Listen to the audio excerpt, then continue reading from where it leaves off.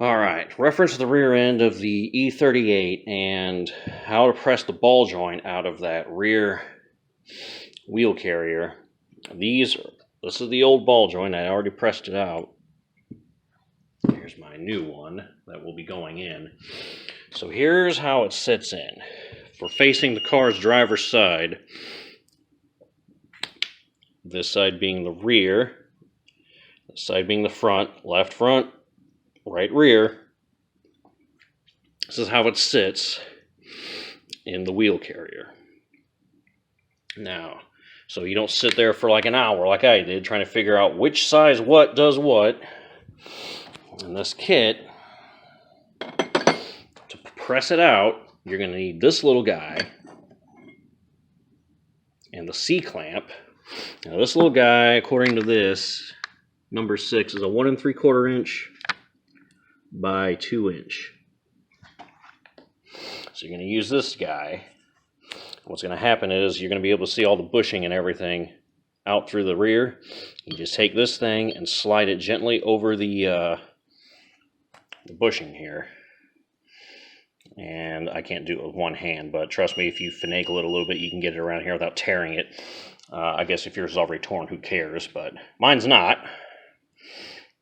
The old one isn't, but it does have a little bit of play in it. I can, as you can see, kind of move this with just my hands. It moves a little bit. It's probably not that roached, but we're refreshing the whole suspension system, so it's getting a new one. So you'll slide this over it. It'll make contact like that with the ball joint ready to press out the whole assembly. Now on the other side, there's this part, which is what you're going to use to receive your ball joint. And this will just fit in there. And this one appears to be, I believe it's going to be this one right here, PRT8. 9707, PRT8 9707. Receiving tube that's down here.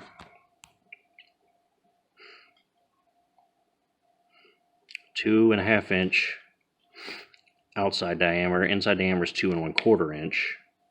Length is 1 1/2 inches. So this guy will receive that, whereas this guy was that smaller one, that number 6, which was the 1 3/4 inch, which, yeah, inside diameter is 2 1/4, so it's a little bit bigger, 2 1/4 versus the 1 3/4. So there you go. Those are the two ones you'll need. You'll put your receiving tube on this end. It'll fit right there on the C-clamp. Your ball joint is going to be kind of sitting like that. You're going to put this cap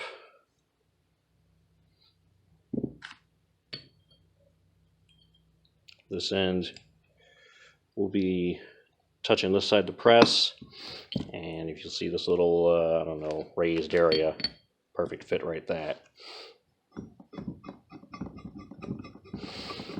And you'll have just enough room if you use exactly these adapters.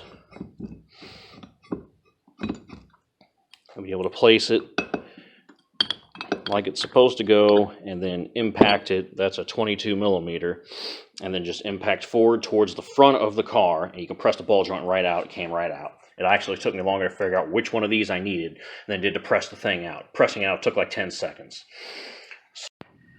Alright, so I got the ball joint in, and I'm going to show you the easiest and best way to do this if you don't have the actual BMW tool and you're using that big, huge press kit. Okay, so what I ended up doing was I took the same receiver, or the same pusher as before, this dude.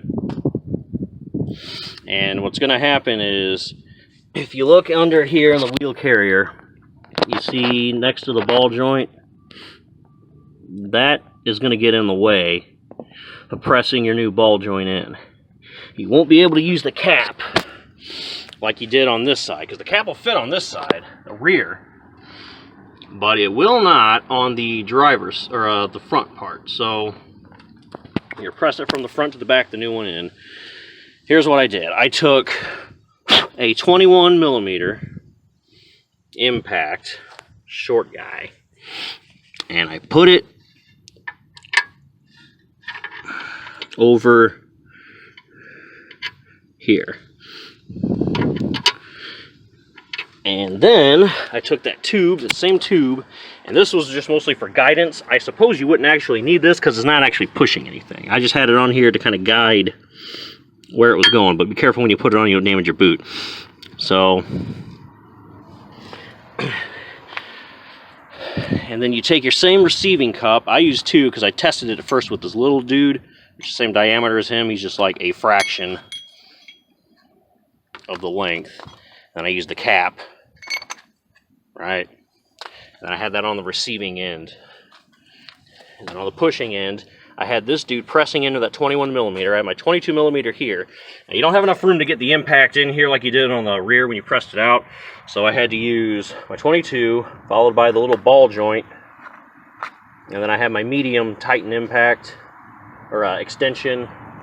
You look over there, I got a small, or I guess a short, medium, and long of each size, 1/4, 3/4, and half. So I used a half, medium, 5-inch.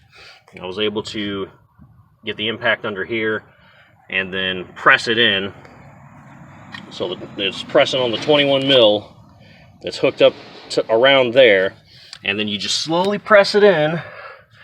See if I can get a good view for you guys until that lip right there on the left is flush with your wheel carrier. And then from that point you can get your C-clip or snap ring tool here, and then get your C-clip / snap ring into that lip. So that's how I did it. It took forever. You're really going to need another person to kind of help hold the C-clip and let you know if you're making progress or not. So I had to enlist the help of Katie to hold my C-clip underneath and on the receiving end to kind of get everything set up on that end while I had everything set up on this end. And then I put those on first, and I had her help me guide my extension into the ball joint swivel socket. And then from there, just press it in nice and slow, slow and steady wins the race. Like I said, I started off with this until it bottomed out and hit it. And once it was straight, I didn't have to worry about the boot getting ripped by going in at a weird angle. I didn't put this on, had her help me, and then just slowly impact the 21 mil because it's the perfect diameter to fit right over this and press the new ball joint in. It'll just hit right there. So there you go. Now if you have the BMW tool, of course you don't need any of that, but that's like 120 something bucks on Amazon, whereas I paid a lot less for the that ball joint kit that I used, which I believe I also got from Amazon, and it was pretty cheap, and it comes with a lot of stuff. So getting it off is not the problem. You just use the aforementioned tools, that guy, the cap, so that receiver, this pusher, that cap, C-clip, and you just mount everything on this side, press it out, easy. I did that by myself. Get it back in on the other hand, it's a lot more cramped over here. So I figured I'd let you guys know that, because I can't find any other information other than use the BMW tool or sit there and struggle by yourself. No, if you want to do it the easiest way and do it the fastest way, 21 mil, 22 mil, swivel socket, extension, your impact. This pusher, but it wasn't used for anything other than just kind of guiding it, because all the pressure was going on this guy. So you could probably get away with not even using that, but I wanted to make sure that in case it popped off or anything, it would just kind of, that guy would just pop off and bounce around in here instead of go flying off and causing a problem. So, but your pressure's going on this. And then on this end, you can try this at first just to make sure until it bottoms out, and then go with your big guy. or you can just start with the big guy if you're feeling adventurous on the receiving end, and that's how you do it. So I hope that helps anyone doing the ball joints on this. The rest I can probably do by myself. I just got to get this guy off. This is, I believe, a 21? 22? I think it's actually big. It might be like a 24. Let's see. Nope, it is a 22. Oh, you know what? Might be 21. 21. Yeah. 21. And this is a 10. So you got to kind of tighten this while you're loosening this, because this is a ball joint. And then on this end, this is a 16, I believe. And then this is a 7. So make sure you get a 7mm. And then those two, I believe, are both 16 up there. I think those are also 16. Already loosened them. That might be 18. Maybe it's 16 or 18. Those are loose. Those are loose. Those two are still stuck in. But once I get those off, loose, I'll be able to get those guys out. And then we're going to get the rear strut out. Then put the strut in. Kind of get those lined up. Get the ball joints tightened in. And then get my integral link back in. Get the long through bolt in, the other bolt in.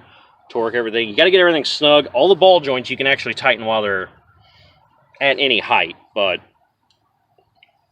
anything that's on the frame, anything that's a bushing, including the integral link, because there's a long bushing that goes through that, you want to get under your swing arms. Swing arms are the same. You have to kind of set it up but not torque it all the way down back there.